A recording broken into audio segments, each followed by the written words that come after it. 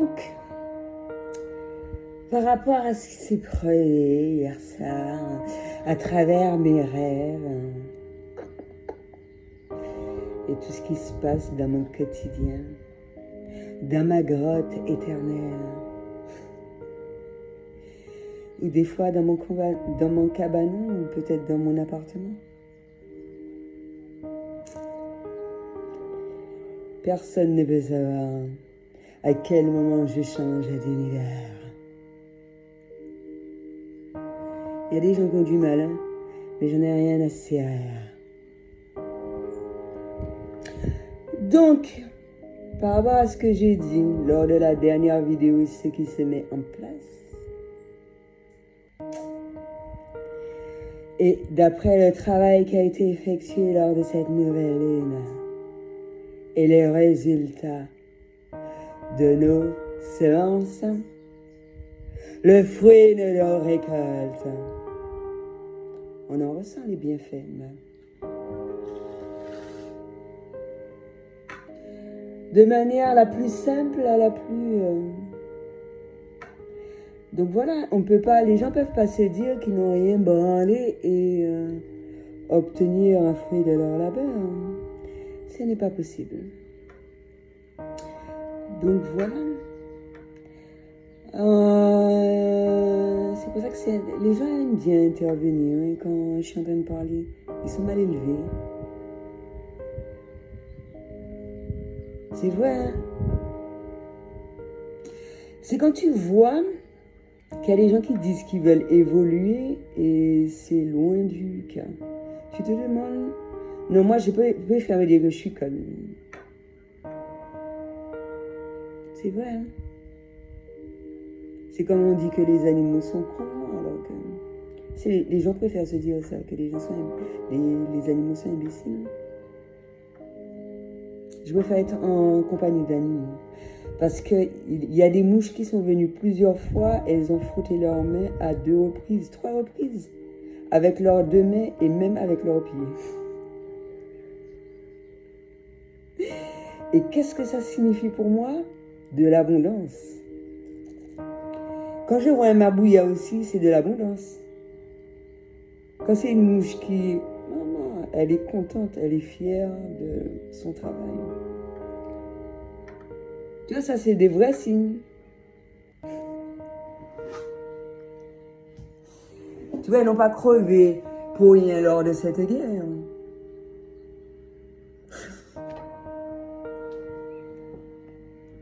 Ils n'ont pas crevé pour rien.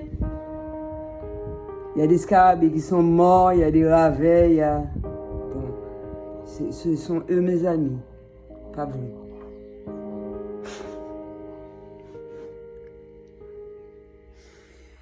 Et mes animaux de compagnie aussi, ils ont souffert. Hein. Là, ils sont en train de dormir. Mais bon, ça leur permet d'apprendre un certain nombre de choses de la vie et ils peuvent qu'en ressortir plus forts lors de ces... Voilà. Que veux-tu? Et je suis retournée sur un passage. Tu m'aimes trop et aime mange prix. Comme je l'ai dit, j'ai fait une courte vidéo en ce sens, du retour de ce film. Et mine de rien, moi, celui que j'aimais le plus, c'est celui avec qui elle n'est pas restée. Parce qu'il lui a appris de merveilleuses choses. Il était en accord avec ses croyances. Et mine de rien, à travers ce court échange, elle s'est dirigée vers son chemin. Et à travers tout son périple et tout, ça me fait penser à la prophétie des anges. Mine de rien, le gars qu'elle a rencontré après, je trouve qu'il aimait trop. Après, moi, c'est mon approche. Hein. Je préfère l'autre. Le brun, là, les jeunes, les beaux. Et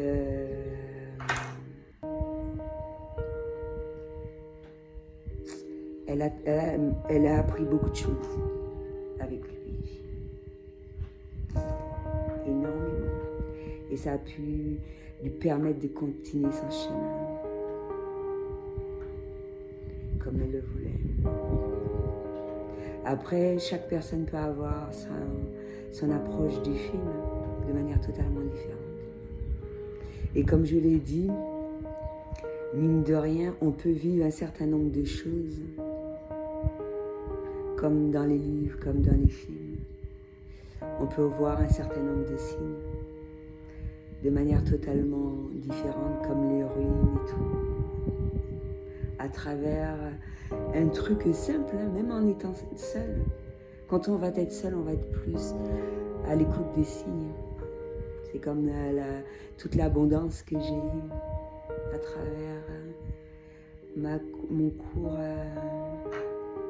ma promenade. Je pense que j'ai récolté plus d'abondance que j'ai eu en temps normal en allant vers ce chemin-là, je vais dire. Parce que de l'autre côté, ça peut être très fructueux également. Et c'est pour ça que mine de rien, en étant dans la matrice, si on est à l'écoute d'un certain nombre de choses, si on est alerte à un certain nombre de signes naturels, ça peut se faire. C'est pour ça que c'est super important de travailler dans le naturel.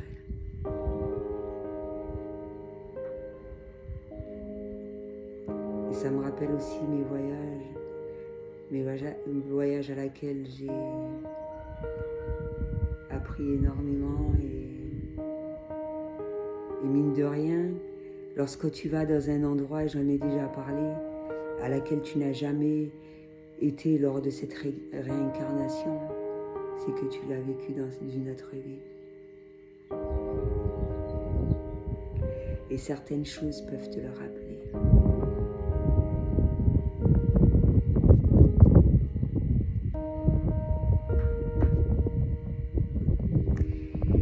Et hormis cela, donc ouais, aime, prie, mange.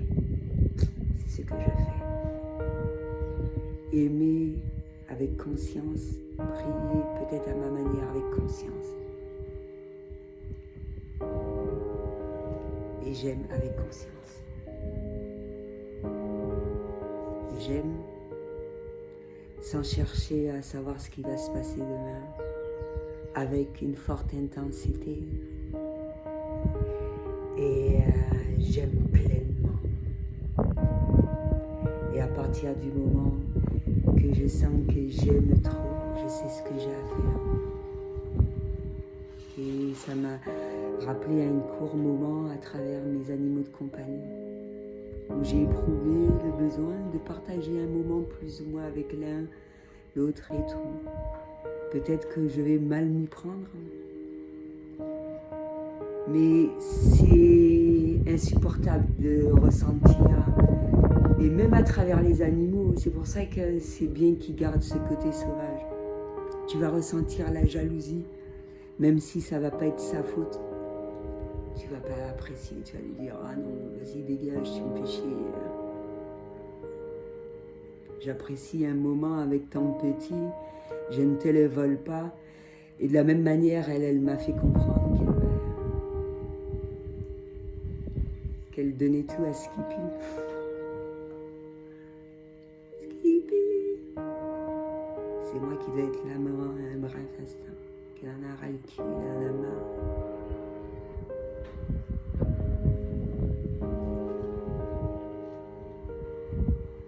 Ça me dérange pas. Et de la même manière que je vais voir sur un de mes petits, que je l'aime trop, faire de façon à ce que ça soit plus agréable pour lui. Le but, c'est pas qu'il souffre, et j'ai retrouvé ce moment-là à travers différentes choses, comme les crabes. Ils viennent me voir. Quand je m'approche trop, non, je les aime trop. Les poissons aussi m'aiment trop. Les tortues, je les aime trop. Je veux que ça se passe au mieux vis-à-vis d'elles, mais je ne veux pas qu'elles souffrent. Donc je reste à une distance particulière. Des fois, c'est Nounette qui va faire le nécessaire, ou des personnes que j'apprécie.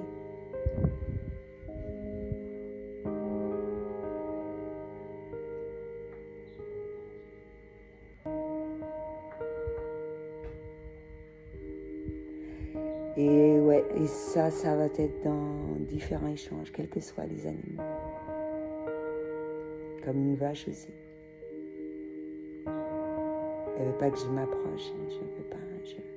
C'est super important pour moi. Je dois pas l'aimer trop. Je veux qu'elle garde ses côtés naturels. Ou quand je l'approche, il faut qu'elle soit prête à cela. Je dois respecter cela.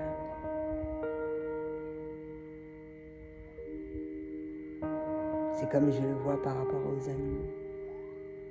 Le matin de tes guêtres. Il m'accompagne tout le temps. Dans toutes mes démarches, mine de rien, même j'en ai vu, c'est comme les oiseaux dans un aéroport, à l'intérieur, à l'extérieur, dans un supermarché. Le message des anges peut être véhiculé de différentes manières.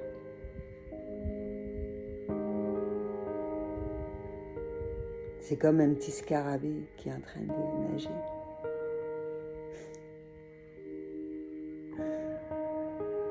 Donc voilà ce que j'ai voulu exprimer. Et les révélations qui ont été faites hier, un peu plus, avec une forte intensité. À quel moment on peut prendre le relais, lien d'âme ou pas. Et c'est vrai que de manière inconsciente, c'est pas la même chose quand on le fait avec conscience.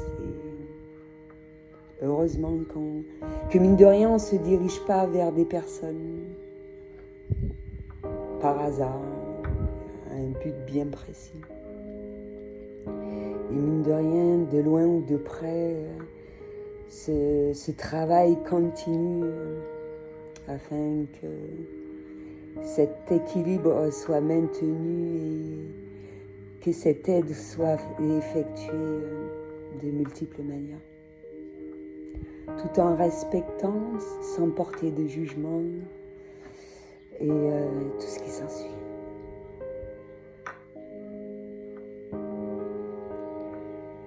Et c'est con de voir à quel point chaque génération, et c'est là qu'on voit, en respectant les croyances des autres, la venue de certaines âmes, comme les âmes, les enfants indigo, les enfants arc-en-ciel et tout.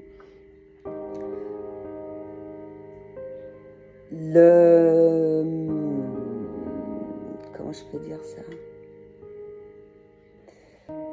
Certaines ne sont pas remplaçables, c'est-à-dire qu'il y a à chaque fois une tranche, durant un certain nombre d'années, on aura beau faire,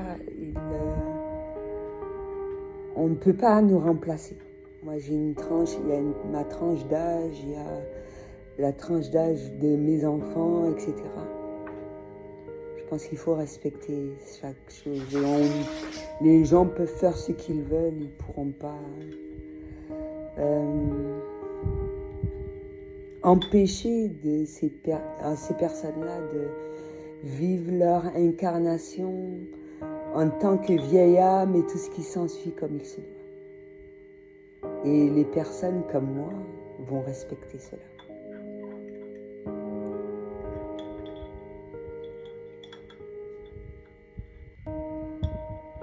Parce que de la même manière que nous, on n'a pas voulu qu'on touche à notre manière d'être, notre manière de faire, c'était nos moments à nous, etc.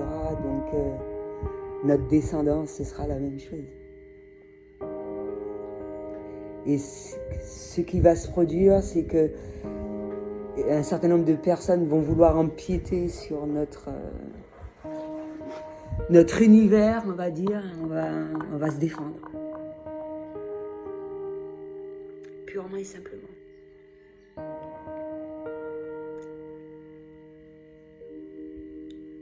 moi, l'univers des autres, moi, ça ne m'intéresse pas.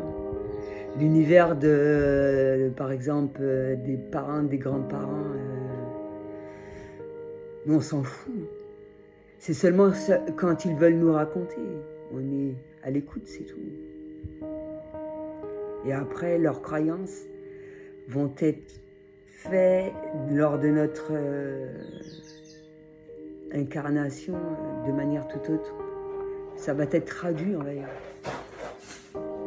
Nous, on va respecter leurs croyances et on va croire à nos croyances. Et une transmission de savoir va être faite à travers cela. Mais pas en imposant, en écrasant. Ouais, ça. Et c'est pour ça que les générations qui ont été... qui sont survenues par la suite ont eu un pouvoir plus énorme que ceux qui sont... Fort heureusement. C'est pour ça que, mine de rien, on ne va pas se soucier de savoir, sauf si on estime que le nécessaire n'a pas été fait. On ne va pas se soucier de savoir si demain on devait mourir, eh ben, la relève est déjà là pour faire le nécessaire pour nous. Parce que notre mission a été accomplie.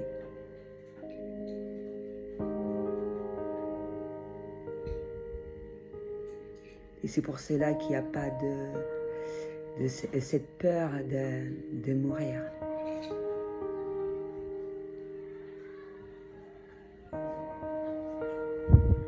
Donc voilà, c'est là qu'on voit ce que c'est un guerrier de lumière. Un guerrier. Et à quel moment, de manière consciente, inconsciente, sans qu'on ne le sache, en partageant un moment de multiples manières, ce travail est effectué et à quel moment on a ces armes et à quel moment il faut les déposer.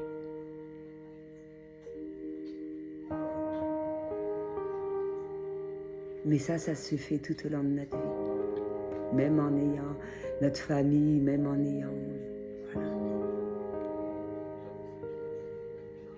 Et quand il y a des périodes d'accalmie, eh ben, voilà, on se pose.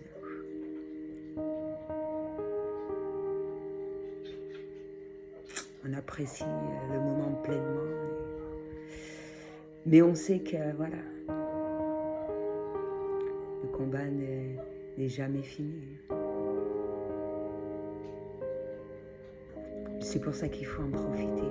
Mine de rien, il y a des similitudes à travers les moments partagés.